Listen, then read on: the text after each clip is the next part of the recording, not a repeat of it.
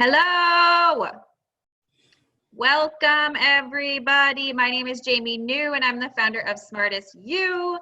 And this is Katherine Forbes of Designing the Row and Music Biz Besties. And I will explain / she will explain a lot more about herself soon, but I just want to take a couple minutes and welcome everybody and have everybody come say hi. So if you scroll to the bottom of your screen, there's a chat button. Just click on the chat button so that it opens.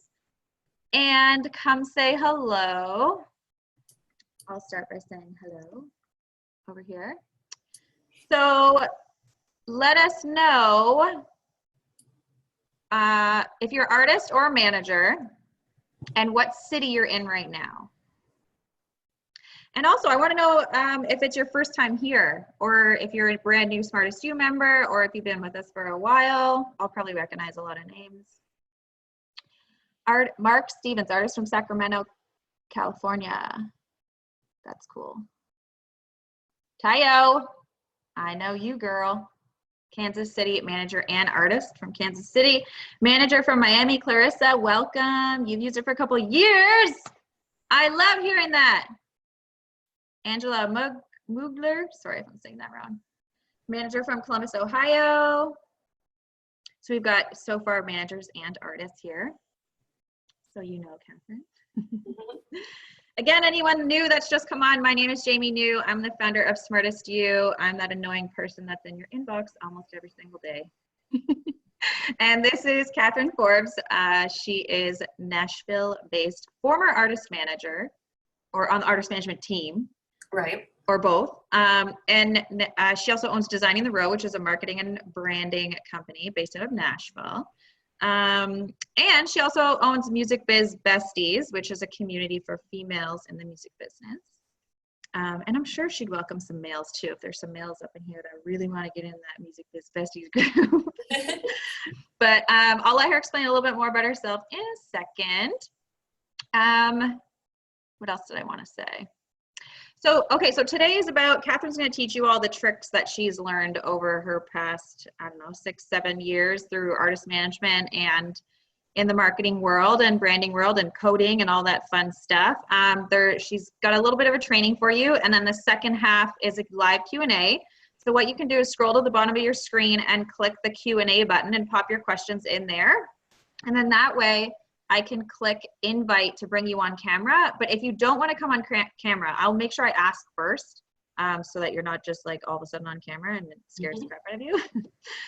But either way, put your questions in the Q&A section, or you can also put them in the chat box if you want as well, but it's kind of easier to organize them if you put them in Q&A.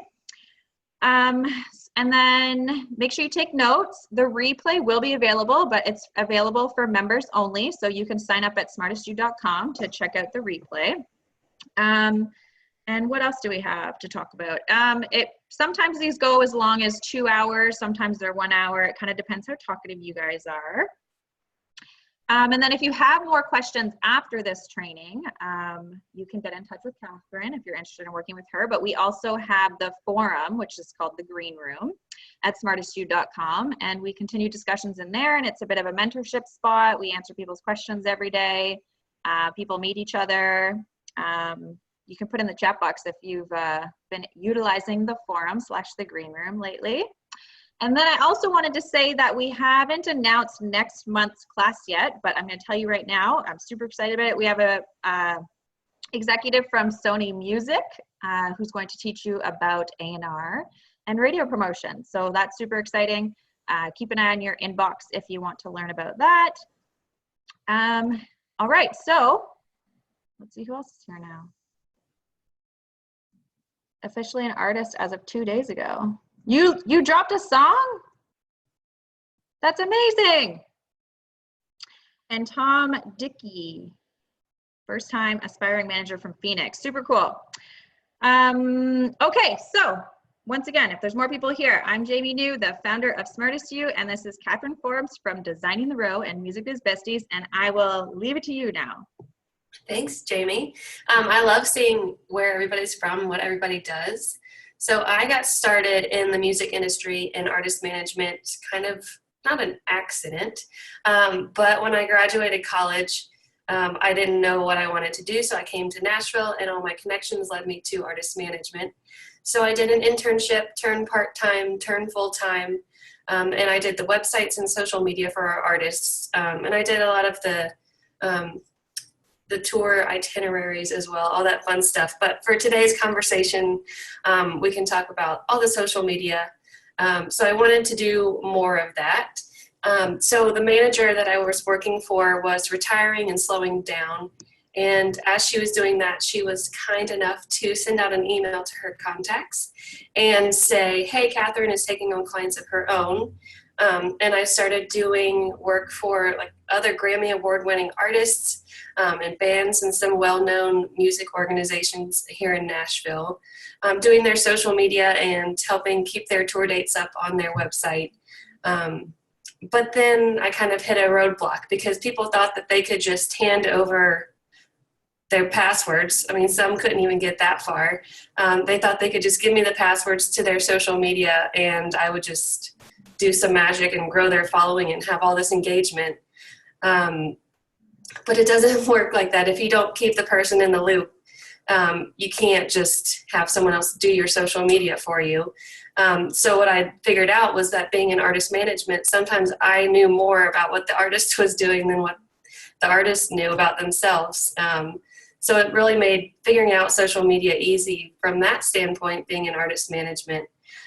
So at the same time I decided to go full-time with my business, I also quit doing social media for everybody.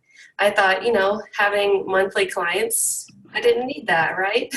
So I just quit all of that and focused mainly on doing websites for artists. And I've slowly kind of brought back social media into my services, but in a new way.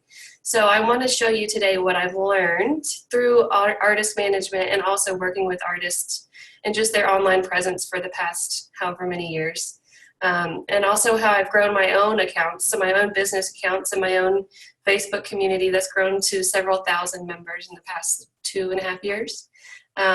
So that you can do the same for you if you're an artist or your artist if you're a manager. So this workshop is really about you making a social media plan. So this is not one where you can just sit back and listen and hope to soak it all in. I need you to be active and talk to us in the comments, and it's not hard, but if you participate, you can leave with a month of social media all planned out. So let's do it. So tell me in the comments how you currently plan out your social media content, or if you even plan out your social media content. I'll tell you that I realized a lot of people would post, sometimes they would schedule content, and then they would react to the comments or react to the engagement. And if something did well, they would look at the analytics and then maybe boost a post, and then repeat that process. Clarissa doesn't plan. Hi, Katie. Katie plans based on shows and press. Mark is more spontaneous. Tayo uses Planoly. Awesome. So a lot of mixed answers out later. There. Later is good, yeah. I use Buffer. Amanda does week to week. Tom is learning about the platforms and analytics. Awesome. Okay, so the first thing I want you to do is go to your social media platforms and just get the quick count of how many followers you have. Facebook, Twitter, Instagram, and don't forget about your email list and your website. And if you're watching us on your phone and can't do both, I'm sure you have just a vague idea of how many you have. The goal is to figure out which platforms you enjoy the most and which one has the most followers. Angela, that's awesome. 3,800 Instagram followers. So Instagram seems to be popular over here.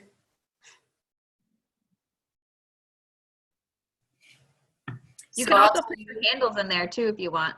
Yeah. Usually we always do that by the end of class anyway, so that we can follow each other. Perfect. I realized when I was taking some notes for this this morning that I'm always on Instagram personally, but I don't use it and post a lot on my business accounts. So that was something just kind of to realize for myself today. Mm-hmm. So I think I enjoy that personally, and then my Facebook group. And then my most followers is my Facebook group and my email list. How about you, Jamie? What do you use most? Well, I use my personal one because we've had Paige doing our business one for the past 9 months. Nice. But I go into Smartest Used account quite a bit to answer people and come up with the strategies and stuff like that. But I definitely engage way more on my personal account. Right. And I'm just scrolling all the time, trying to stop scrolling. Same. But if you want to grow, you still gotta engage, right? Mm-hmm. And create a community. Yeah. So from the ones that you enjoy the most and your most followers, now I want you to Google yourself. Type in your artist name if you're a manager, or type in your band name, see what comes up. Sometimes this is eye-opening because you might be spending all of your time on Instagram, but then your Twitter pops up. So I want you to see what other people are seeing when you Google yourself. Well, you want to know what pops up for me? Yes. That Broadway musical about Jamie New. Have you guys seen that? Is anyone here from England? It's a Broadway musical that's been going on for like the last year in London, England. And it's about Jamie New. How crazy is that? You're a star. I think he's like a, I don't know. Anyway, go look it up if you're interested. Oh, it's about a drag. Jamie New, a drag guy. Anyway, what comes up for everybody else? What comes up for Smartest You? Oh, good point. Well, if I Google Jamie New Johnson, it's all about me, not the drag queen.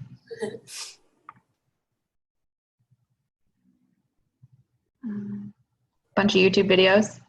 Yeah, that's good. And both websites. YouTube is the second most popular search engine after Google. Mm-hmm. And Google owns it. I think of them as the same thing anyway, so whatever.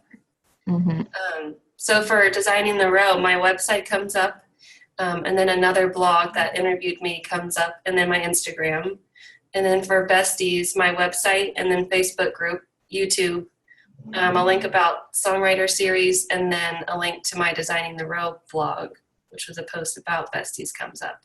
So it's good to just know what people are seeing and what's working out there on the internet before you spend all your time doing something that gets lost out there.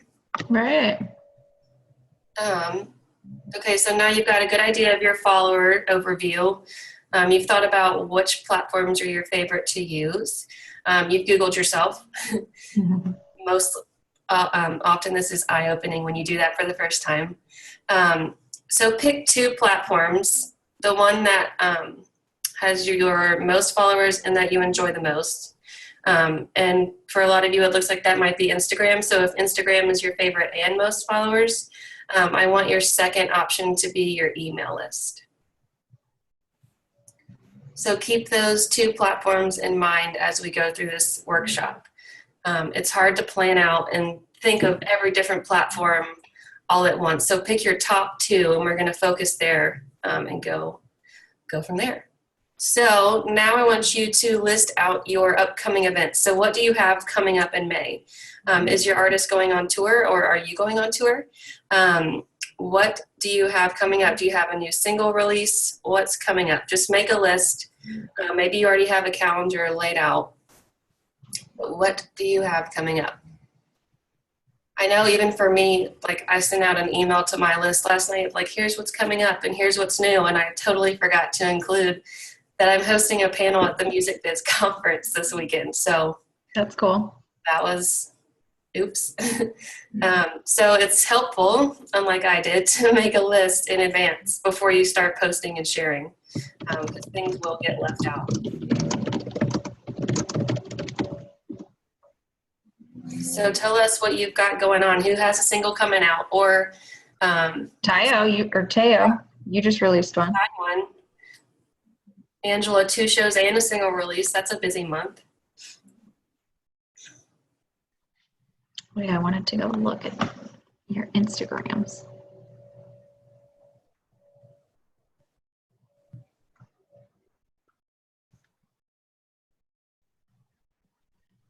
Lots of singles coming out in May.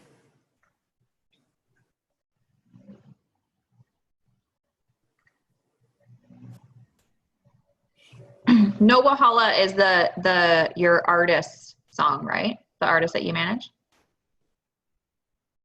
Dance challenge. I've been seeing that dance challenge. That's really cool. That sounds fun. Katie's gonna sleep in May.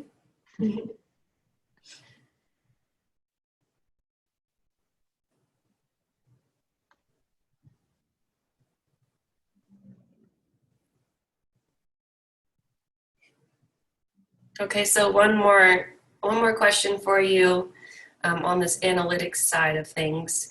I want you to open up your platform. So whether you pick Instagram or Facebook, whichever one of the two, or whichever 2 platforms that you've decided to focus on, I want you to open up the analytics for those platforms and just poke around and see what you see. Maybe on Instagram you see that videos are doing really well. Maybe if you're looking at your email list, you can see a trend in different kinds of links that you're sharing out, or which people are opening more emails or unsubscribing. Check out your analytics to see what is already working.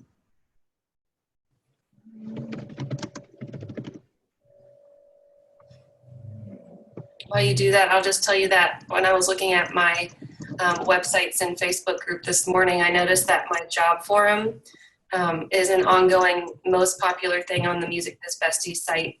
But that's prompted by a weekly email that I send out about the job forum.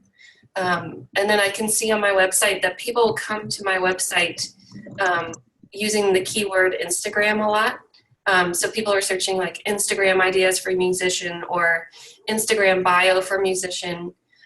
So here I am trying to market myself as a website designer, but people are coming to me looking for Instagram help. So over the past month or 2, I've been thinking about how can I help those people that are coming to me already for Instagram.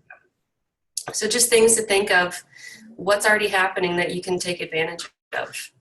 And in my Facebook group, the welcome posts do really well. So when I call out people and ask them to share about themselves, that does well. The promos, when I let people share about what they're doing, that does really well. So people like talking about themselves is what I've learned. And then the top 3 posts by other people in the group is about getting discouraged looking for an industry job. Someone else who was applying for lots of jobs but doesn't know what's not working. And the next person asking how to get her foot in the door. So a very common theme that I can see there. So let us know what you're seeing in your analytics.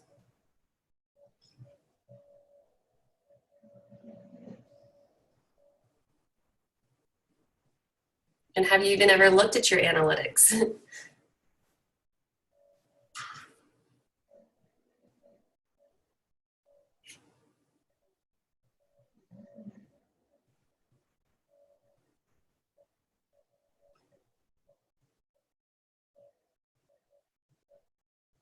I keep a spreadsheet that has all of my social media platforms just listed out, and each week I go in and just write down the follower count. I know a lot of people are like, it doesn't feel like I'm growing or nothing's working on social media, because it does feel like it inches along, like when you just look at it every single day. But when you can look at it over the span of however many months or years, like I just looked at my Facebook group the other day, like 2 years ago I had 300 members and now I have 4,000. So even though every day it's like, oh, here's one more person, that adds up over time. So just to know, keep an eye on your analytics and keep a track of your followers and just know that it grows over time and that it's okay. Mm-hmm. Everybody's doing the same thing.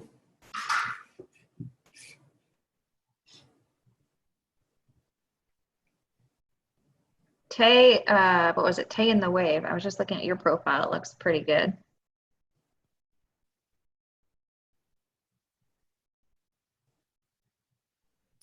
We just did a bunch of social media audits yesterday too.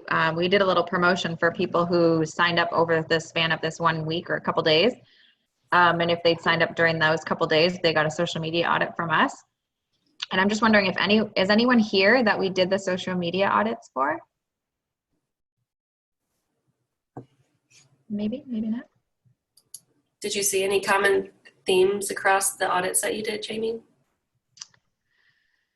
Not really, actually. They were all completely different.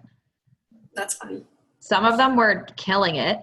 Yeah. Like already doing such a good job. We didn't really have much to even tell them. And then some of them needed a lot of work.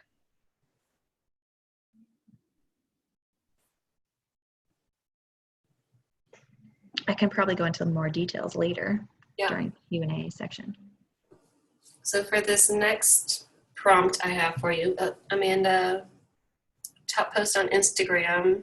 Yeah, being vulnerable and authentic. Yeah, versus advertising.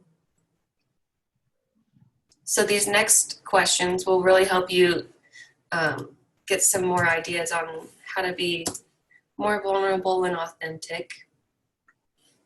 Because I know it's always like, what am I supposed to share? How do I say it? How can I always have this presence? So I just added to the comments all these questions so you can copy and paste. These aren't questions that you should be able to answer like immediately. But if you take some time to answer these after this is over, you're going to come up with so much content that you're going to be able to just break apart a sentence here and sentence there and be able to share in your posts. So the first question is, what's the detailed story behind your music product or service that you're sharing? The second is, why are you passionate about your music? Uh-oh, Mark can't see the questions. Oh.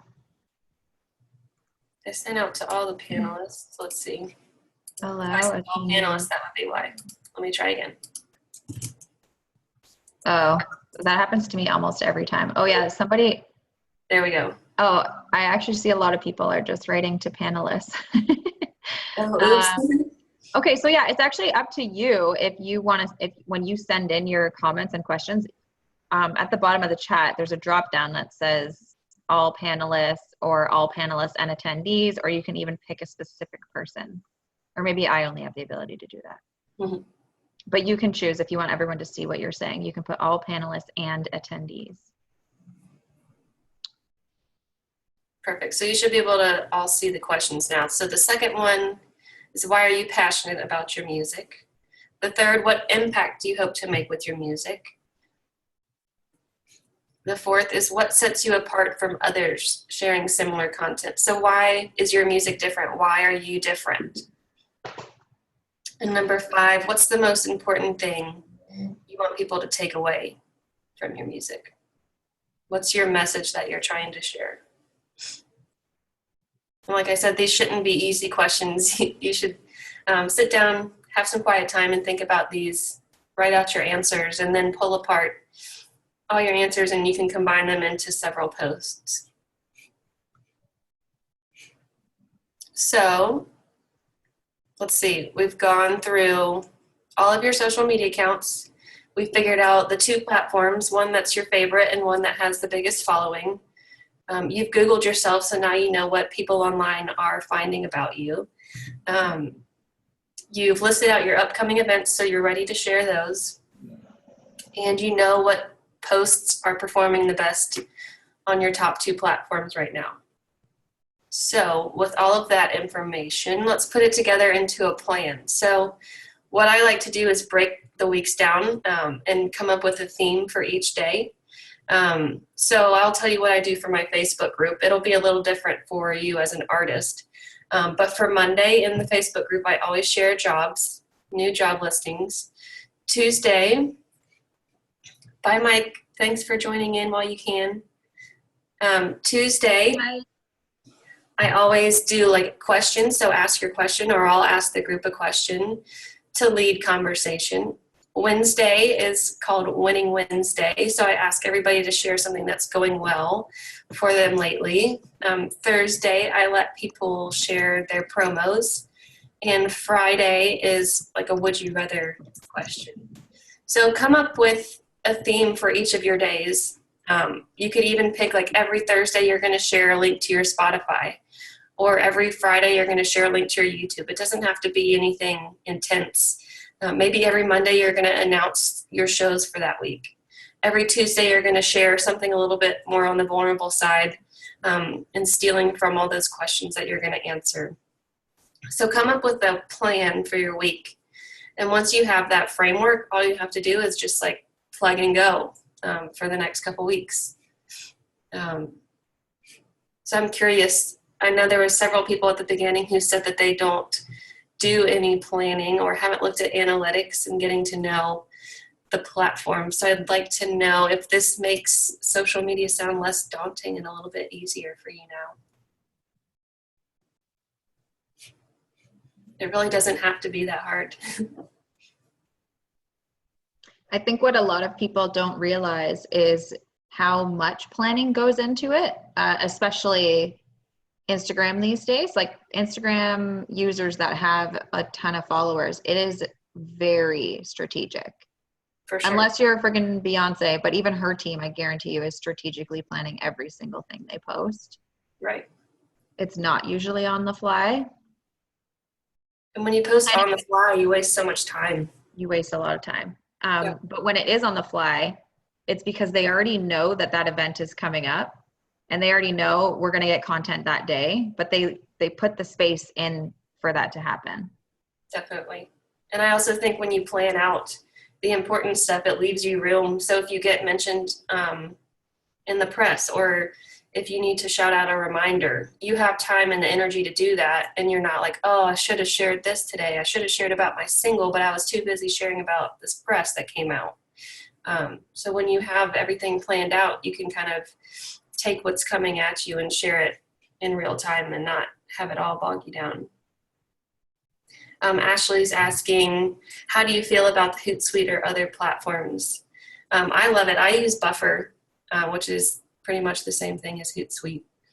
So and you use that for your Instagram? But Buffer, yes, recently you can. If you have a business account, it will post for you. I didn't know that. It's a very new thing, yeah.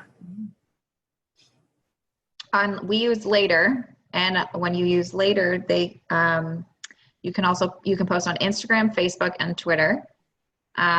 When you're posting to Instagram, you can select whether or not it automatically posts to your profile for you, or it sends you a notification to your phone, and then you just manually go do it in that moment. So there is an element of real time, but I schedule everything in advance, or Paige does for Smartest You. So actually, I'll give you an example of how Smartest You schedules. Like you did for your Facebook. So essentially we did a lot of research on what exactly people like, and we just want to do more of that, right? So essentially what you already said, you just go to your profile and you see what people like the most, and then you make more of that. Mm-hmm. And usually it's pretty obvious what they are. If it's just a video of you singing, like if people like you, that'll be your top one, or it'll be like a press photo of you, or maybe a selfie of you, or a picture of you with your guitar. Like it's pretty obvious what people like, or it's an audience photo where you're on stage and then they can see the audience, because it's always based on what people want to be, see, and do. You like things that if you are an artist and you want to have a huge audience, you love seeing pictures of like huge audiences, because that's what you aspire to have one day. So essentially our schedule is, which we don't always do it, but this is the plan. Mondays we post office photos, like really cool music industry offices, where at least we try to find cool office photos because we're about the business, right? Tuesdays that we post YouTube videos, but we've been so busy lately, we haven't been doing Tuesday YouTube videos. Wednesday, we do artist press shots. Thursdays, we do artist creative shots, so in the studio or with instruments. And Fridays, we do member picks now. And that's our schedule every single week, and it's always scheduled a month in advance. So that's very relatable to you. You could pretty much do the exact same thing. You could pick one day of shots of you in the studio, one day of you singing a song, one day of you just a press photo, or just you posing anywhere, just like a photo of you doing something. But you always have to go to your profile and see what people like the most and schedule those things. Also, for everybody. Pardon? It is different for everybody. Yeah, it's different to everybody, but it's easy for you to find out. And then you just keep creating and make mistakes and see what people hate, and maybe just don't do that ever again. And you'll know if they hate it. If you get no likes, that means people don't like it. Because it is about the algorithm, but the algorithm is based on what people like, right? Mm-hmm. What else was I going to say? Oh, and it doesn't always have to be about music. Like if you're really into basketball, like you could kind of weave basketball into that, right? Because that's about your story. That's like that's part of you. That could answer the what sets you apart from others question. Or if you're like skateboarder, what makes you unique? Like the 5 things that make you unique. Or who was talking about the dance challenge earlier? Go Warriors. Go Raptors. Anybody here from Toronto?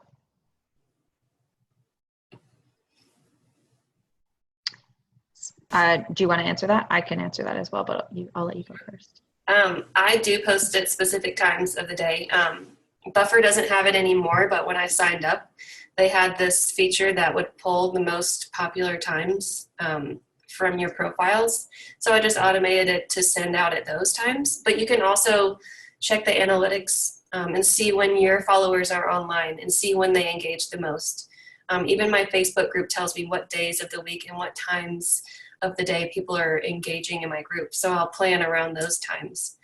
So yes, I do think that matters. And the importance of hashtags, I think those are very important on Instagram. I was reading a comment, so I didn't hear. Did you say Buffer says what time to post or not? Yes, I do think that is important. And you can see those in your analytics because those are going to be different for everybody as well. Yeah. So yeah, it's totally different for everybody. Later shows you the time. Teo, does Planoly show you the time?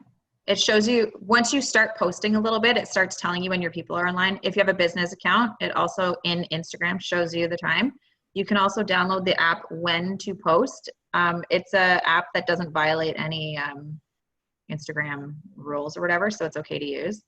But it's called When to Post. That you can kind of like match those up and see what time is best. Like for example, later for me might say 12:30 is the best time, but then When to Post says 1 o'clock is the best time.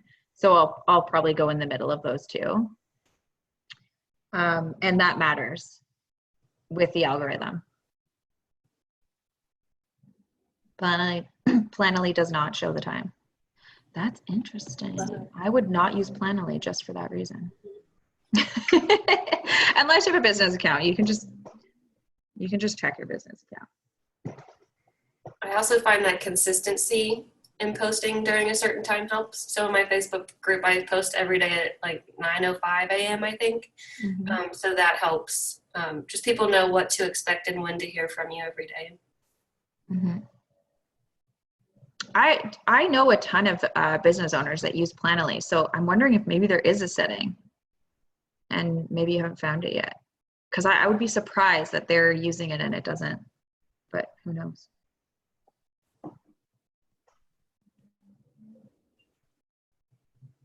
I actually just learned something yesterday about this algorithm thing. So essentially, they want content to be hyper relevant, meaning time frame. So let's say you go on Instagram right now, it wants to show you super recent stuff. So that means that if you plan to post something when Instagram knows everybody else is online, it's so much more likely to show your stuff to them because it's hyper relevant within like the last couple minutes or the last hour. So if you're posting at a time when most of your people aren't online and then they all come online like 5 hours later, it's less likely that it's going to show it to them. That's why the time of posting matters. And when you use hashtags, it's important to use those hashtags when you post, because you're going to show up in the order that you posted, just in the recent feed of the hashtag, unless you get into the top on Instagram. But you'll want to add those hashtags right after you post for those to be helpful. Yeah, sometimes I screw up and I totally forget, and then I'll go look back and I'll have no likes. I'm like, shit, I forgot to use hashtags. And like 2 hours later, I'm like, well, that didn't help at all. Or I'm just like, well, too late now. I'm just not even going to do it. Yeah. And hashtags are good. If anyone here is like hating on hashtags, they're a good thing. It helps people find you. For sure. So I have 4 things to keep in mind, and then we can open it up for Q&A if anyone has questions. But as you're putting all these pieces together and sharing on social media, and I know it can get overwhelming and stressful, I want you to remember these 4 things. So the first is to always be yourself. All those traits that you listed out about what makes you different, why you're passionate about what you do, realize those things are important to share, and that's what will connect you with other people. And that's what will keep them around and help them engage with you. So let this be your permission to start sharing those things and being more open and sharing your passions through social media.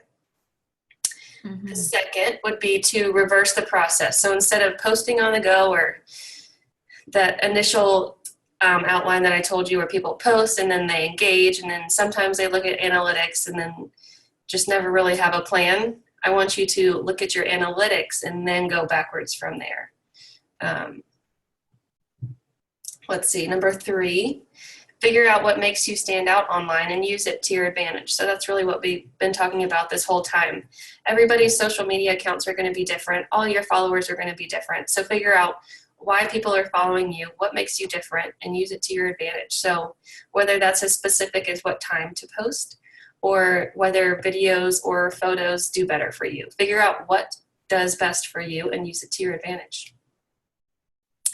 And the last thing, kind of ties in everything, is just remember the importance of analytics. They're not there to just be scary and not be looked at. So take advantage of them. Don't let them be the afterthought of your social media efforts. Use them to guide you in what you're deciding to do and what to share and where to share and when to post. And I promise that it will make a big difference in all of your platforms.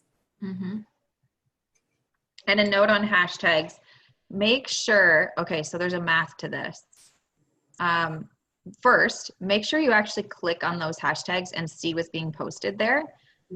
Because you may think that that's a good hashtag for you, but sometimes like all the posts that use that hashtag look nothing like what you're posting. So you just don't fit in with that hashtag, and people will never care about your post because it's not fitting in, sort of thing. Like maybe, for example, you use a certain hashtag on your post and it's a picture of you singing, but all the posts with that hashtag that rank are memes. You're never going to show up in that, and people aren't going to click on your profile because they're going to be like, what's this person doing here? And this is all for memes. Another thing is, one thing actually I noticed in common with the audits that we did yesterday was everybody was using hashtags that had like 500 million That's what I was going to say. Posts, which you will literally never show up for that many posts. So let's say you have less than 5,000 followers. You want to use hashtags that have less than 500,000 posts in order to try and show up, because you want to show up at the top. That's the goal. Like hashtag music is not going to be helpful for you. No, hashtag music, don't do it. It's pointless. You make it, and if this is what actually creates spam comments and spam likes, because it's all bots using that hashtag. So if you find like, oh my God, I just got like 20 followers, and you're like, oh, it's because I use the hashtag music, and then all those bots unfollow you the next day. Hashtags in the original caption. I've heard both. I don't know if it makes a difference for you to put the hashtags in the caption or in the comment. I've heard that you can do either or, and it doesn't really make that big of a difference. Sometimes if I'm planning my post out on Buffer and it's got to automatically post for me, I'll do it in the caption, so I don't have to think to go back and add them. But if I'm adding them, if I'm posting in real time, a lot of times I'll just put it in the comment to make it look a little nicer. Mm-hmm. I think it depends, like aesthetically, like what you care about. Like Smartest You, we put them in the caption because it's easier for us when we're scheduling. But my personal profile, I put them in the comments because my captions are really long on my personal page, so it wouldn't even fit. Anybody got more questions? Sorry. I was gonna say, last I checked, you could do up to 30 hashtags for one post. So yes, go all 30 out. still. And use different ones every day. Like use a selection of like 15 to 30, and then the next day use kind of like a different mixture. Because apparently if you use the same ones every single day, Instagram sees you as spammy. Yep, don't be spammy. Don't be spammy. All right, people. Got any questions?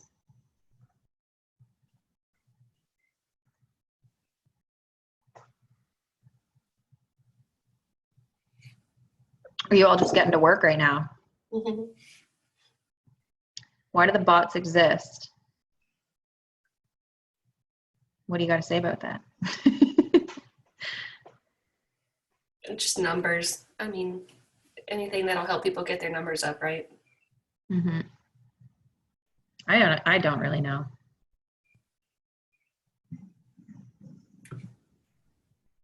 Tom, what's your question about YouTube? What about YouTube?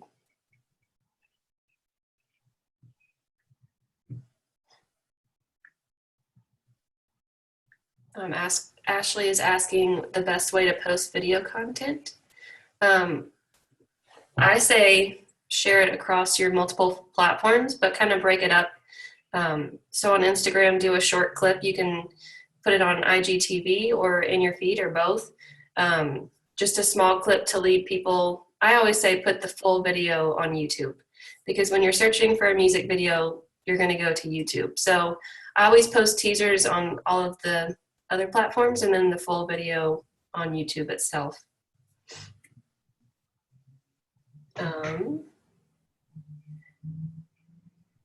YouTube. So if you it's kind of similar to Instagram in the consistency department, where your fans want to kind of have a good idea of when you're going to post. Like if they get used to you posting every day, it's kind of the same thing on YouTube. I've learned in the YouTube world that if you post every single day, you're going to grow a lot faster. But what YouTube expects from you is like no less than once a week, essentially, if you don't have a massive fan base, but you're slowly growing. So I would kind of do the same thing, like check maybe your Spotify numbers or check your analytics around, see what videos your people are liking on your Instagram, or what songs your friends like the most, and make videos of those to put on YouTube, but make a plan to do it once a week, or get creative with your channel. And maybe it's not just about your songs, but maybe you're doing vlogs or whatever. But the best way you're going to grow is if you make it searchable. So same thing, like how Katherine got you to Google yourself. if you make sure your titles of your videos have your name and your song title. Believe it or not, the audits we did yesterday, there was 3 YouTube accounts where the artist didn't even put their artist name in the title of the video. No one will find you if you don't do that. Like, you have to put your name. It's all searchable, right? It's all Google. It's all search engine optimization. So if you do stuff that's searchable, you're so much more likely to be found. So if you do once a week cover videos, it's more likely that people are going to find you. Or maybe you do 1 week cover video, 1 week your own song, 1 week cover video, 1 week your own song. What I like to do, sometimes I just like to keep to myself and just come up with my own plans and not really care what other people are doing. But sometimes it's really good to go have a look at other people that, if you don't want to try and reinvent the wheel, or you can't come up with any ideas right now, just go to like 5 to 10 other profiles that are kind of similar artist style type thing, and see if they have a YouTube strategy. If they have a YouTube strategy, like if they're posting once a week, maybe you can kind of come up with some ideas by seeing what they're doing. But I would say, if you're going to come up with a YouTube strategy, plan at least once a week. Would you agree, Katherine? Mm-hmm. And another thing about YouTube to check out is, well, 2 things. Is that all artists, at least who have released music, have a YouTube topic channel. So all of your tracks are out there on YouTube already, even if you haven't uploaded them yourself. So you have these tracks that are monetized through your distribution. So just throw those tracks into your Facebook post or your Twitter post. I used to do that a lot when I was posting for artists. Just pull a topic track and share a different single every Thursday or whatever. Just keep leading traffic back to your YouTube. And then the second idea for YouTube is that the default for channels is to not have a customized homepage. So when you log into your YouTube channel, go click that customize channel button at the top, and you can add videos. So maybe you were featured on another channel, they uploaded a live video of you. You can drag that into a playlist of your own and feature it on your homepage. So just making your homepage, your YouTube channel homepage, more interesting, and fill it out with content of you from all around YouTube. I hope that makes sense. And then Angela's asking, are there other ways, or are there other managers sharing posting responsibilities with their artists? Yes. When I was in artist management, it just depends on the artist. Some don't want anything to do with it, and some want to approve every single word that you're writing on their social media. So yes, it's definitely a shared responsibility as far as I'm concerned. Yeah, it really, really depends on the artist. Oh, I think we actually talked about this in another workshop a couple months ago. But it totally depends. For me, with all the artists that I worked with, they wouldn't even share the password to their Instagram. Mm-hmm. Facebook and YouTube was always different. With the artists that I worked with, like, they didn't really care. It was like, you post it. But I've never had I've worked with probably a dozen artists, like, directly, and I don't think I've ever been given a password for Instagram. But we came up with strategy. Right. You have to plan together Mm-hmm. to make it work. But yeah, it all depends on the artist. If the artist is like, take my Instagram, I don't give a fuck. I was going to say about posting video content. Ashley, did you mean on Instagram? I still haven't really gotten into the IGTV thing. Does anyone here watch IGTV? I like now that you can actually, when you put it in your feed, you can now click keep watching, and it will allow you to watch the whole 10-minute video. So I don't know if people try this, but you can do 1 minute in the actual feed, right? And then you can do 10 minutes on IGTV. So maybe you don't even want to do a YouTube strategy, but instead you do up to 10 minute videos on your IGTV, and then make sure you put it in your feed. Essentially, Instagram rewards you for keeping people on Instagram. They want people to stay on Instagram as long as possible. So if you are posting a very long caption that makes people stay, they'll reward you for that. Or if you're posting a video, it makes them stay for maybe the whole minute to watch the video. It will reward you for that. And just like when Facebook Live was new and everybody who was going live was getting rewarded in the algorithm, I think the same thing is happening now for the IGTV. Yes, absolutely. Live on Facebook, live on Twitter. Do them as much as you can. You meant on other platforms for videos. Do you have any advice for video on Facebook, Twitter, etc.? You're pretty good at, you do a lot of videos on Facebook, I think, don't you? Or Well, you that's used what I to. was saying earlier about do the teasers on all the platforms and then post the full thing on YouTube is kind of always my thing. But yeah, going live, like you just said, is great on Facebook, Instagram.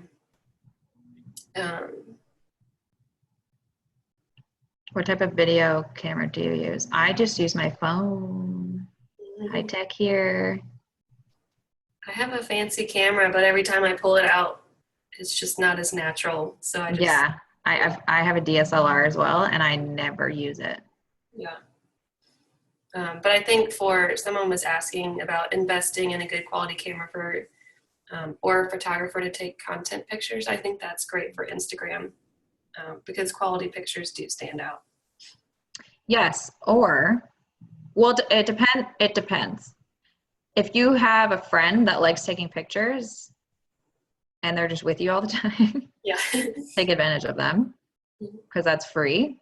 But I definitely think it's, if you have a little bit of money, to invest at least in a photographer every quarter, especially for artist promo, or at least once a year. And literally just go do photo sessions for Instagram.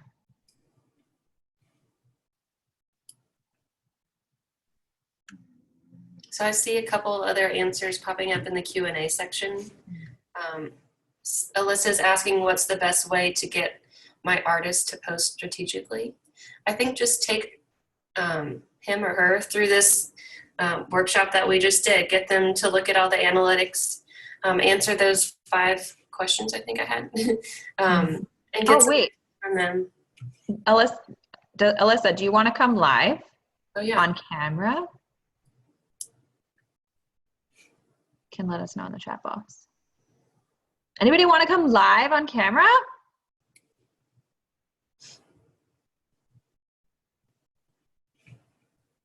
Come on, somebody does. Alyssa, you there? No pressure. No, everybody went silent. Okay, sorry, you can continue with Alyssa's That's answer. okay. I think just create a routine and go through this workshop with your artist and come up with a plan. And once you do it for a couple weeks, they'll see that it's working and want to do more of it.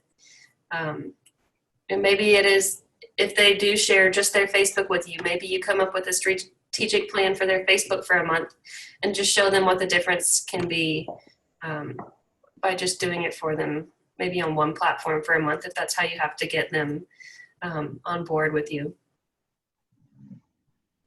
And if you have to remind them, like artists are all over the place. They're doing a lot of things, and a lot of times Instagram is not top of mind for them. So maybe just remind them, hey, and make it as easy as possible. Hey, I need you to post this and this and this, say this about whatever, and just tell them what you need from them, and they can put it into their own words.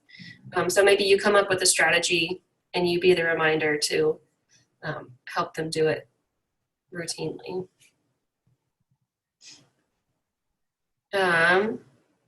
For Tayo's question, if we're ready to move on to that, we can, she said she'll come live. Yeah, let's do it. Okay, I'm clicking. Wait, I don't know what I just did. Okay, how do I get you to come live? I forget every time. If this is not your first time here, you've seen me struggle with this before. Okay, wait. Nope. You can continue talking while I figure this out if you want.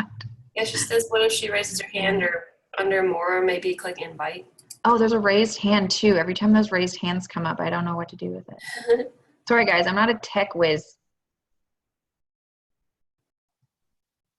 panelists, attendees. Oh, allowed to talk. Okay, you're coming, Teo.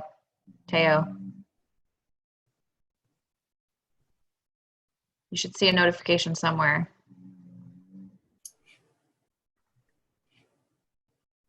Promote to panelist. Allowed to talk. Oh. Hello. Oh, hello. Hi. Hey, how's it going? Hello. Yeah, thanks so much for the info. This has definitely demystified a lot of things, and Oh, I good. keep getting messages from people who are like, I can grow your Instagram in 20 days without bots, and I was like, that's a pipe dream. But it seems like they're probably using a lot of what you guys are talking about, so I really do appreciate the content. Well, thanks for agreeing to come on live with us. Yeah, of course, it's always fun. Yeah, my question was about promotion. So I'm not completely sure about, like, you know, people always have like something to say about the algorithm, but I was wondering, is there something with promotions that I've actually heard it can be negatively impacting to like the algorithm for some reason? I'm not exactly sure. Or like someone was telling me, again, all anecdotal, that like Instagram, like because they see that you're willing to pay, they like, it's almost like it becomes like a what is it called, a feed forward process, like where like you keep on like having to pay in order for like you to see more because they realize that you're willing to pay. I don't know if that's true or not, but have you heard something similar at all? Like I sometimes have, promotions can actually. be negative. Okay, Have cool. you, Catherine? Not crazy here. Yeah, I don't, nobody that I've talked to knows if it's true or not, but I have heard that even just something as simple as having a business profile will actually make you show up less. So even if like one of the most like famous Instagram educators that I know, like she specifically teaches on Instagram, she doesn't even have a business profile. Wow. Yeah. So Gotcha. I've heard that, yeah, that can screw you over, but then you're missing out on all those analytics. Right. Post, you can't. So Sorry, say I again? think like it's probably worth the risk of trying to do a business profile and promoting posts if you want to. Yeah. Gotcha. As long as you have a community that actually cares, you don't really have anything to worry about. That's so true. Very right? true. And Like maybe as long Is as you're it engaging. yeah. Is it the same for promotions as well, or is it just having a business profile? Do you know? I'm not sure. But I would say instead of promoting them on the front end, like right when you post, I've heard people talk about they wait to see what does well organically. Gotcha. And then put money behind it. Instead of like, I want this to do well, I'm going to give it money, because then I think it does fall. Gotcha. But let something do well and then push it even more. They like that. Gotcha. Okay, very cool. Thank you. I appreciate that. That's again demystified quite a lot. So I appreciate it. Good stuff. All right. Well, I will while you're on here? myself. What was that? Do you have any other questions while you're on here? I did miss a little tidbit. Did we go over the questions? So I was at work. Like I work remotely, but I was at work, so I had to like log off momentarily. But did we go through the different questions? Or like, did you guys answer them yourselves? I'd love to just hear you go through those 5 questions and like kind of see what an example of a thoughtful response to those questions are. Sure. You mean the 5 questions I just shared them out in the comments and told people to take some time answering them, but I see. I have answered them myself many times, and the answers actually are always different. And so you'll see it says like, what's the story behind your music, product, or service? And that's really for me. I know a lot of you on here are talking about your music today, but for me, it's like, what's the story behind my service? And I told a little bit earlier, but I got into music when I was 7 playing piano, and a lot of people don't know that about me. So they think I'm just this girl who does websites for artists, and they're like, okay, cool, you're just another girl in the business. But then when I share more, it's like, I mean, if you're watching, you can see the piano behind me. I'm actually a musician at heart. So it's like, I have the same passion as my clients do for music. So just being able to share a little bit more about yourself, why you're different, why you're passionate about what you do. Will set you apart from, and at least for me, like the other website designer, like why go to the website designer who doesn't play music or understand music or know the passion behind Right. it takes, when I can connect with you on that level, and also work with you. That makes sense. That makes sense. Okay, very cool. Awesome. And what would you say has been, this just candidly, the most frustrating having like working with like essentially other people's content? Do you have like points of frustration, or like how do you deal when those points do come up? So I know for me, I'm constantly having to tell my artists to engage on a personal level, like post stories. I know that causes frustration. Do you ever feel that, or do you kind of like let go and be like, well, it's your profile. If you want it to grow, it'll grow. I go back and forth between both. I don't know if you heard at the very beginning, but I was saying, when I first left artist management, I was doing social media for other artists.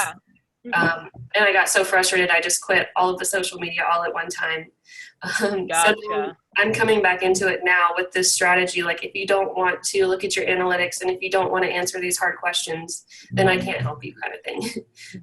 Because to me, it is about being personable, and sharing your real message online. And if you're not willing to do that, then I'm not the one to help you. Gotcha. Okay, I like that. So you kind of set a standard for yourself and the artist, and if that can't be met, then you go in peace. I like that. Very cool. Awesome. Well, thank you so much. I don't want to take too much time on the line, but I'm always happy to come online and get to talk to the professionals and the industry leaders. So thank you so much for your time, Katherine. Yes, and always thank you for yours, Jamie. Thank you. And I was just going to say, I think either way, people learn when people come on anyway. So. Very true, very true. Awesome. Well, thank you. Okay, thank you. I'm going to remove you, and I hope I don't kick you off. Hopefully. Okay, talk to you soon. And then Jamie over in the comments, Steph says she has a question. Yes, that is Steph Reed. He is a male. But at first, sorry, I missed somebody else said they wanted to come on a little bit ago. Deontay, are you still here? Yes, you are. Would you like to come on now? Yes. Hello? Hello? Can you hear me? I can. Hey, how you ladies doing? Good, how are you? I'm well. I'm happy to be on here. I had a couple of questions for you guys. Awesome. Shoot. All right. So I currently manage an artist. I put in there by the name of Savvy Nobish. Basically I lucked up on him because I ended up following him on Instagram. So he had a pretty big following, like 13,000 followers, posting like crazy. He's like this viral, like, just this genius, I almost call it, because he just knows how to make people laugh. But he also has good music. So my thing is now, like, I feel like from the past artists that I've dealt with, I've had to like do a lot of legwork. With him, I don't have to do too much legwork. I don't have to tell him, hey, post this, post that. He understands like his audience. He's engaging. Now it's like, hey, I'm trying to book him shows. Like, I'm trying to set him up, especially in the fall, for like a college tour. And like that's been like the toughest thing for me to, like, I guess, kind of like formalize that and kind of like just systematically lay that out to where, I'm just really just plugged. Hello? Hey. Did you hear me? You disappeared for like 5 seconds for me. Same. Oh, wow. So what's the last thing you guys heard? I'm sorry. That you're trying to book them for shows and you're trying to plug something, and then we cut out. Oh, okay. Yeah. Now I'm like, once you basically set up a system, it's like a plug and chug. So basically you already got stuff laid out to where it's like, okay, I've already had this laid out. So now we're just, all right, next. You see what I'm saying? Is this as far as like social media or as far as booking? Booking. The biggest thing for me is booking. I feel like social media, he's on, I don't have to say anything to him. If more than anything, like, I told him to set up his YouTube page. That's not the only other thing I have to do. But now it's like, okay, how can I become an asset for him instead of a liability? So I'm like, okay, let's start making you more money. Let's get you, because he's out in New York. I'm like, let's get you, I'm in Atlanta. Let's get you here. Let's book college, do like a college tour and stuff like that. So I'm trying to figure out how to set that up, get advice from you guys. Well, I'm not an agent, but I'll say maybe you can leverage what he does have going on his social media. to put the word out there, and get some of his fans to tell you where they are and where they might want to see him live, and start there. Okay. Okay. Yeah, we actually on Smartest You, have you gone to our YouTube channel yet? I've been looking a little bit. Yeah, we have a couple videos on there about booking tours and performing, and yeah, I can probably send you the links, but if you go to our YouTube channel, it's just youtube.com/smartestyou. There's a couple on there about booking shows, but what Katherine said is huge, which is something I talk about in the videos. Because he has so much of a social media following, you can find out exactly where those people are and book shows in those places. And then they're so much more likely to come see you because they already follow him. And check his Spotify analytics. I don't know if SoundCloud has analytics. I've never really done that. I don't know. I was going to say Spotify too. It'll tell you where his listeners are, and you can also look at Facebook and Instagram, and it'll tell you the top cities. Yeah. So yeah, check all the analytics. Find out where everyone is. Gather all the numbers and see which places have the most numbers, and then book shows there. And you can also present those to the people that you're pitching to in those cities. Like, this is his following. We think this might be the draw if he comes to your city, and use those numbers to your advantage. Awesome. I appreciate that. I appreciate the advice. I'm on it right now. All right. I hope that helped. If you have more questions, you can let us know in the chat, or we can talk about them in the forum, or we can talk about them in the YouTube comments, wherever. Okay. Thank you. Okay. Thanks for coming. Mm-hmm. Okay. So Steph is my boy. I'm going to bring you on. Do you want to come on? Or do you want to? Okay. Oh, where are you? Somebody raised their hand. Jerry Lembo's here. Jerry, you're like a legend in my brain. Okay, raise hand. There we go. Steph. Hello, hello. Hey. Hi. Am I heard? You're heard. Awesome. What's up? Good afternoon, and thank you for letting me ask this question. Okay. Good afternoon to you. So, my question, well, let me preface it with this. So, I've been experiencing somewhat of a hit or miss with my engagement. There are times when I have, more likes or comments than others. Overall, the consensus feedback that I get back from people is that I post great content, people follow what I'm doing. Even when it seems like the numbers are low, people are like, oh, I saw that thing that you did, or I know everything you're up to because I keep track of it, but my number of likes and comments don't always reflect the feedback that I'm getting. And I know there are times when I have really I might post a video and I might get 12 views or 12 likes. And there's other times I might get a few hundred likes or views. So I'm wondering, is that a matter of I need to start sponsoring my stuff? Is it the time of day? I want to be able to start scaling it. And the other aspect of that is because I often find that my numbers are inconsistent, it gives me this insecurity where I end up hoarding content because I'm I don't want to put it out and it doesn't connect or you know what I'm saying, or land with my audience. So I end up stockpiling content, trying to build up this momentum that feels like it's constantly elusive. And I'm it's not intuitive to building my online presence. Yeah, stockpiling footage and hoarding it until the right time isn't helping me. But at the same time, not figuring out how to crack this code isn't helping either. So I could use maybe some insight on that. I just have a question quick. When you say inconsistent, would it be, for example, maybe you have two of the exact same photos, or very similar, very the same style, and then they're between the two of them, it's one gets a lot and one doesn't? Yeah. If I have a photo shoot, I might do the threes, you know what I mean? And I'll post different pictures from that series, But something like that, or even, but sometimes it's also just legit, like the first time I'm posting something, it may not connect. And I know it's not, the content is bad. I don't know. That's what I'm trying to figure that out. My first reaction is that a lot of it has to do with the time that you post. So I would, do you have a business profile on your? Yes. Yeah. I would try to get specific and just test it out. See, like maybe tomorrow, when all of your fans are online, and post something like right at the top of the hour, whenever it says that they're online, and see if that makes a difference. Okay. But not only that, try to like maybe ask a question. Ask questions. Got it. Yeah. And see if people answer you. Got it. You know what?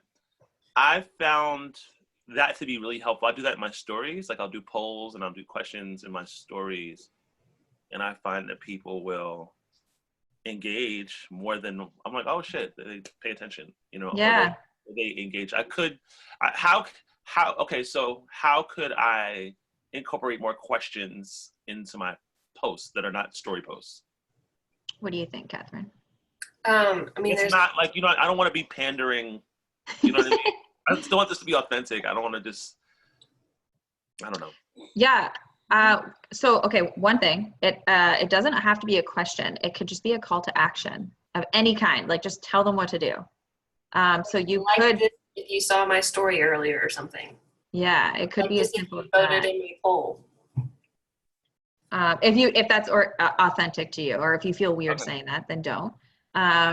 But it could be like, do you like this? I don't know. It has to kind of come from your brand and your style, right? Yes. But usually, like for me personally, I'd like to tell stories. So on my personal account, I'll tell a story, and then I want to hear, I kind of like picture as if I'm like sitting in a room with someone and I'm telling them that story. And then I'll be like, have you ever dealt with this? Or do you have the same problem? Or can you relate? Or I guess with music, it would be different, but maybe you could tell a story about like, or maybe you could ask, were you there? Like if it was a show, you could say like, were you there? Like comment and let me know if you were there so that I know who was there. I've done it on Facebook, and I sometimes do it on Instagram, and I find that can be very effective. Can you relate? Mm-hmm. And it doesn't have to be a hard question. It can be something simple, just to get people to interact. Okay. Yeah. Okay.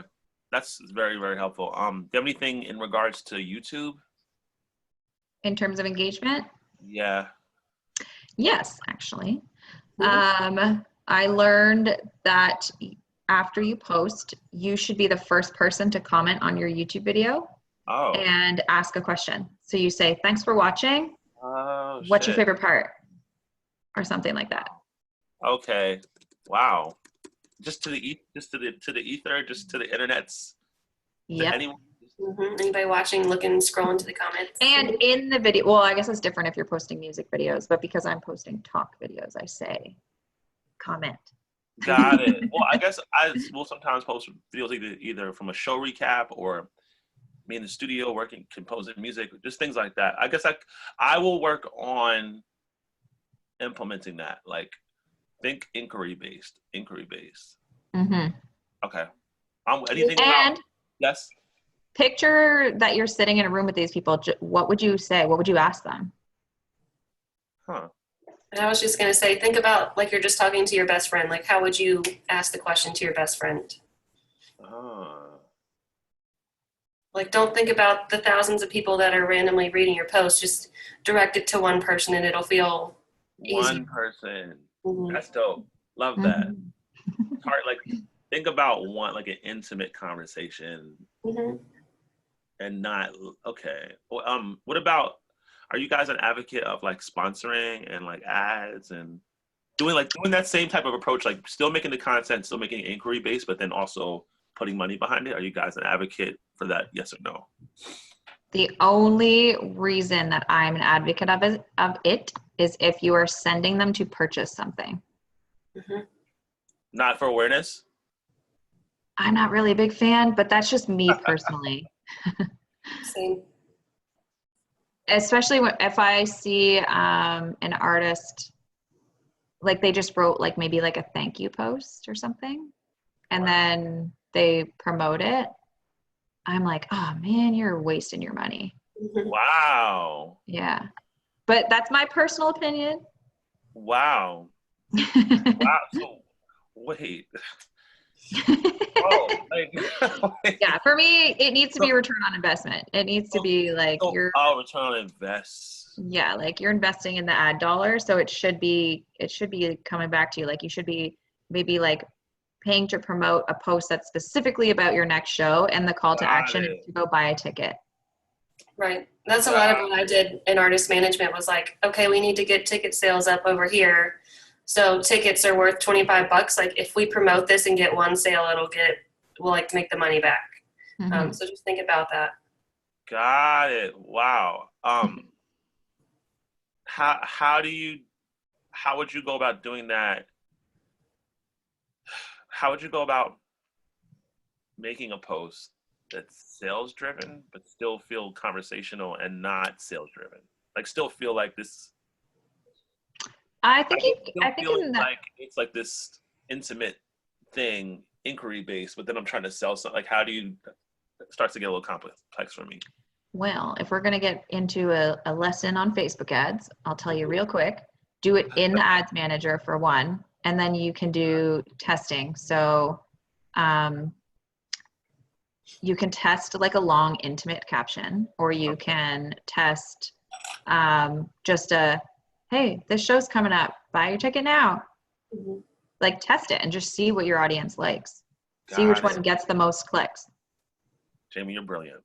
To get really in depth, you can put a Facebook targeting pixel on your tour page on your website and target the people that have already seen your tour dates so you know they're interested. Yeah. And then target for their location on Facebook. Wow. Thank you. Just made me realize that I should do a workshop on Facebook ads. Yeah, for sure. Please, and thank you. All right, that's all my questions. Thank you guys so much. I really Thanks for coming on. Thank you. Great questions. Okay, does anybody else want to come on? Oh, and before I forget, can everybody put their Instagram handle in there to all panelists and attendees if you want to share your Instagram or your artist Instagram or your own or both or all? Make sure you're following smartist.you. Catherine, make sure you put yours in there. Mm-hmm. Whoa. Mm-hmm. Big paragraph just went in there. Oh yeah, Tiffany, I was reading your question over in the Q&A too. Let's see.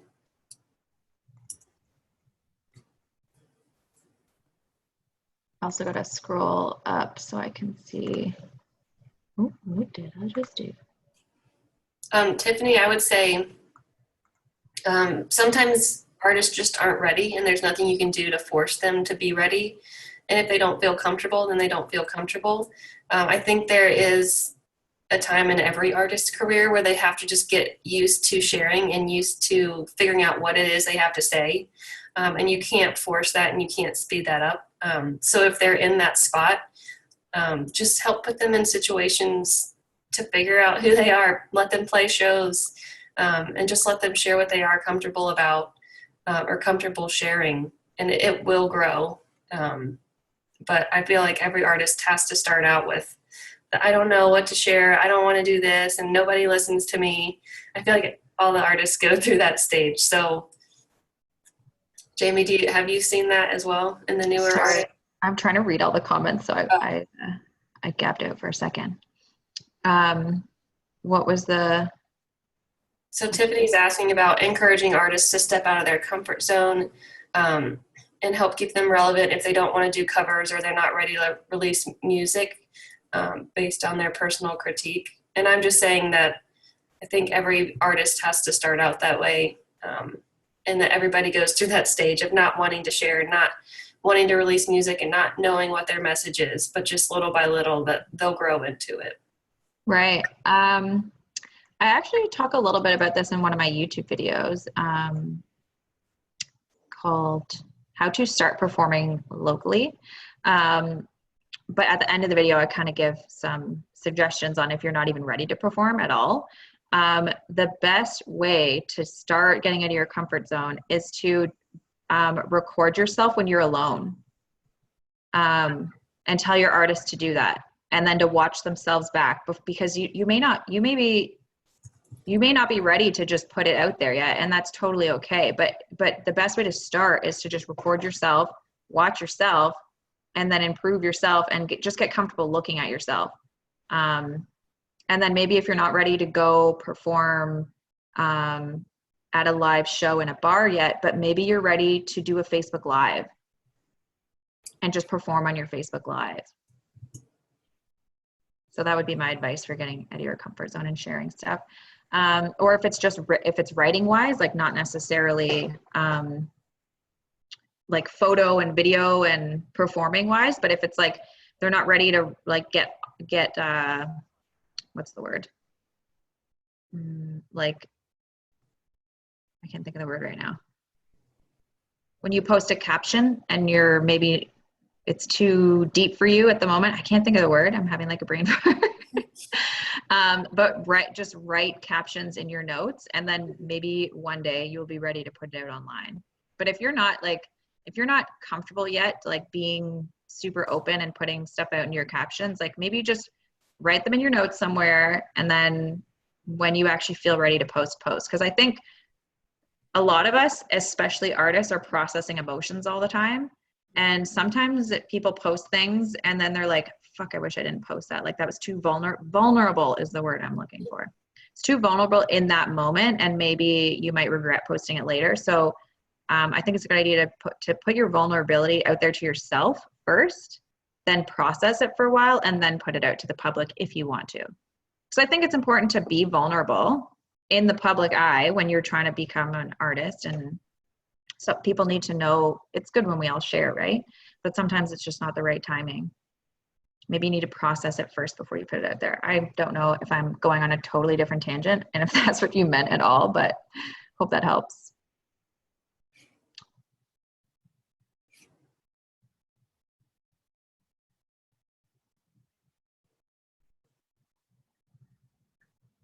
If you have an okay, so I'll read this.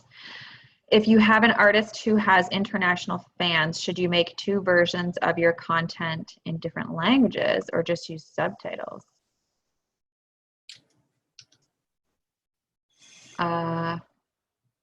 My reaction would just be to just post in your own language.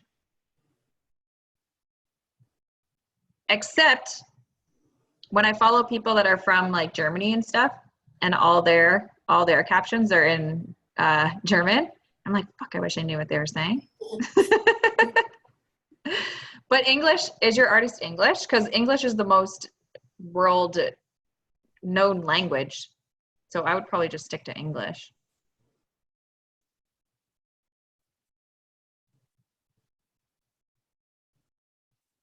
Would you say the same thing? Yeah, I worked, I don't really know the whole story, but I worked for some artists who spoke Spanish very fluently, and they actually like have another company that like a translating company for the government. So they would mix in Spanish in their songs, or if they'd be on a live, they would speak in English, but then throw in some phrases in Spanish. But yeah, that's. Yeah, and those Latinos, they all stick together. So now that I'm seeing that, I'd probably say to throw in some Spanish in there. I've also seen, like, I follow some classical pianists, and they speak like English and Chinese, and so it's not even similar at all. So they'll do the caption in English, and then down below in I mean, I'm assuming it's Chinese. I have no idea. So they'll just say the same thing in both languages. Yeah. And then another, now that I'm thinking about it more, another artist that I have, she's like 12 maybe, but some of her Instagram stuff has gone viral in Spain. And her mom actually speaks fluent Spanish, so she's now translating all of her captions into both languages. So I feel like it's just what's easy for you. If you can translate, go for it. But if not, then I wouldn't worry about it too much. Mm-hmm. And shout out to Jerry, who just sent us a sweet comment in the Q&A. Thank you, Jerry. Mm-hmm. Let me see. Ah, thanks, Jerry. Mhm. Thanks for being here. I appreciate that.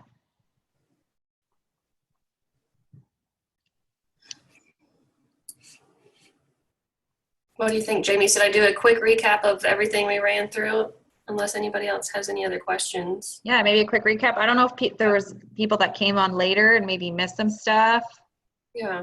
And in the meantime, it might help people remember questions they had. Yeah.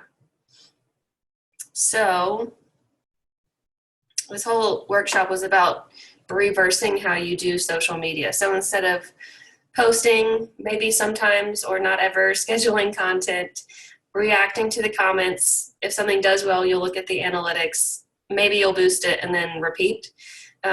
Today we worked to flip that. So we're going to start with the analytics. And I had you figure out all of your social media accounts, and including your email list and your website. And then you picked out the platform that you enjoy the most and the platform that has the most followers. And we use those as a guide to move forward and plan. And then I had you list out your upcoming events. So everything that you've got going on for the month coming up, or whatever you're trying to plan for.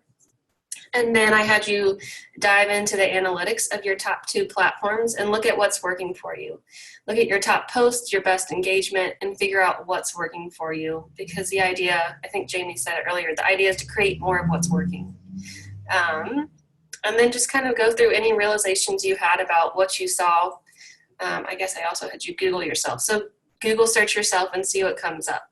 And then take all of that information and just see what kind of realizations you had. Did anything surprise you? Did your analytics give you any obvious answers, like post more video, and see what those might be for you? And then I'll copy and paste these questions again. I sent some questions out for you to answer. And once you answer these, you can take bits and pieces and use them as captions in your posts.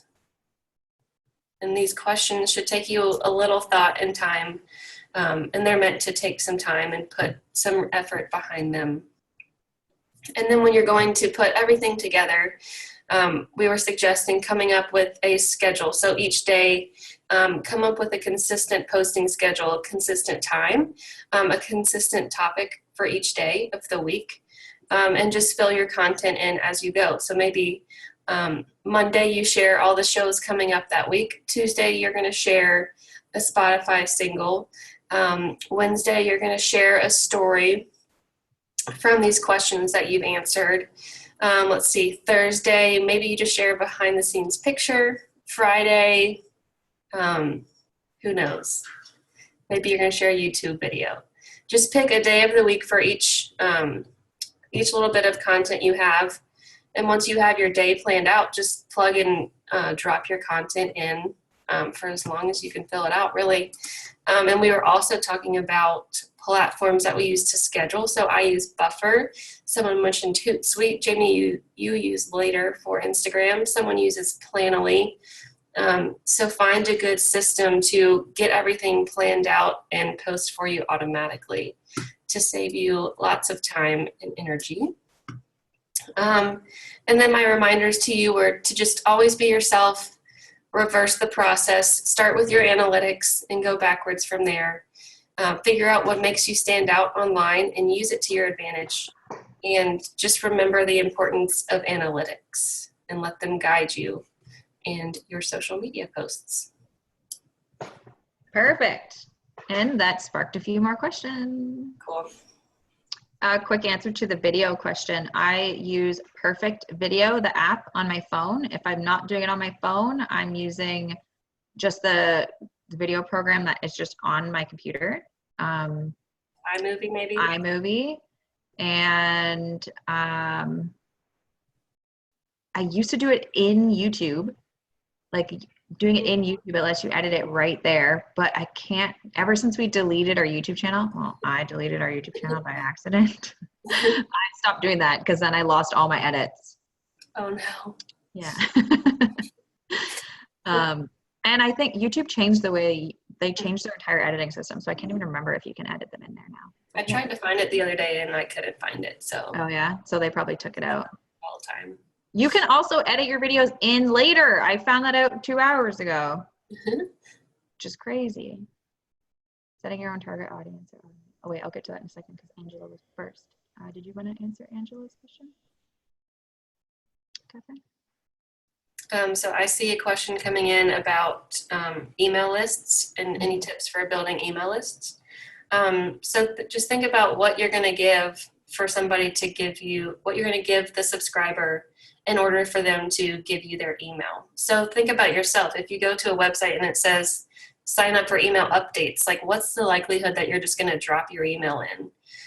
Probably slim these days because our inboxes are so full. Mm-hmm. So you have to give something of value for people to be willing to give you their email. So just keep that in mind, whether it's a free song download or a discount for your online shop. What can you give them in return for them giving you their email?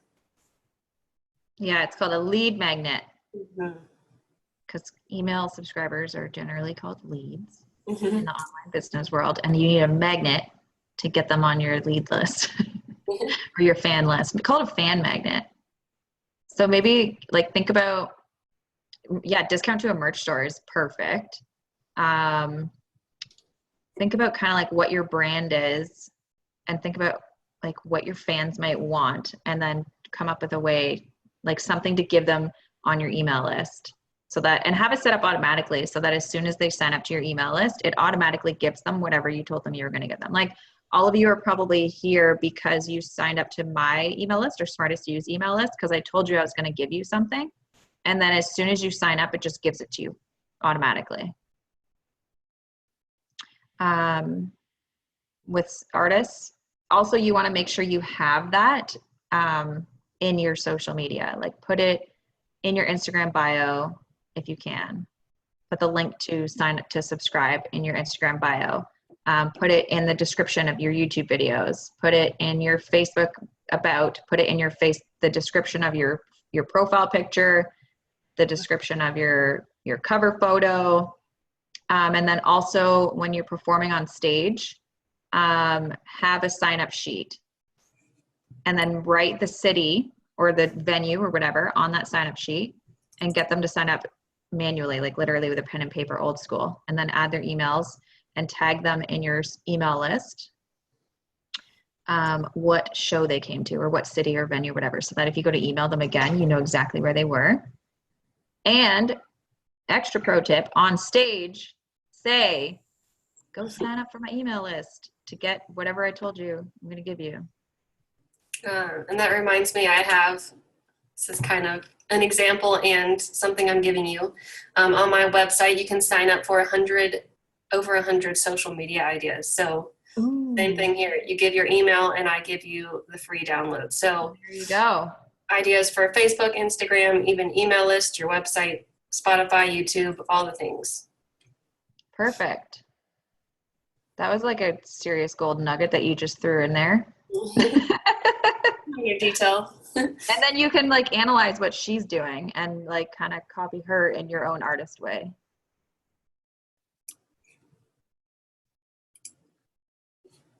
Thank you. Thanks for asking that question. Do you recommend setting your own target audience or automate for ads? Not quite sure what you mean. Do you know what she means? Automate for ads? I always do target audiences. Yeah. Like I make them up myself. But I'm not quite sure what you mean by automate. Name of the apps you use. Oh, yes, sorry. Perfect Video is one on my phone, which is amazing. Super easy. Well, just iMovie if you have a Mac or whatever is native on a PC, like I forget what it's called. Just whatever comes with your computer. You can edit within later, or just trim. Like it just lets you trim in later. Like you can trim off the end and trim off the front. And you can even just do that in your, if you have an iPhone, just. Oh yeah, and you can edit exactly directly in the Photos app. The Photos app. In Facebook, you can have Facebook choose your ads for you automatically, or you can set the targets yourself.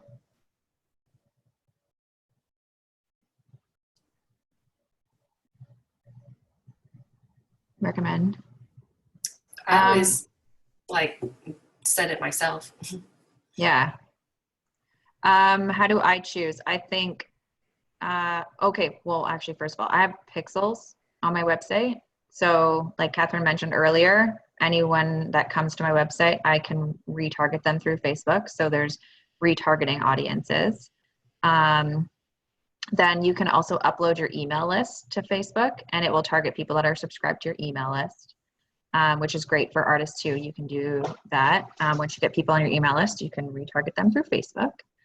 And then how else do I do it? I think of other people who have the same audience. So let's say you're a female country artist and you want the same fan base that Carrie Underwood has. You're going to target Carrie Underwood, and all of her people will see your ad. Does that make sense?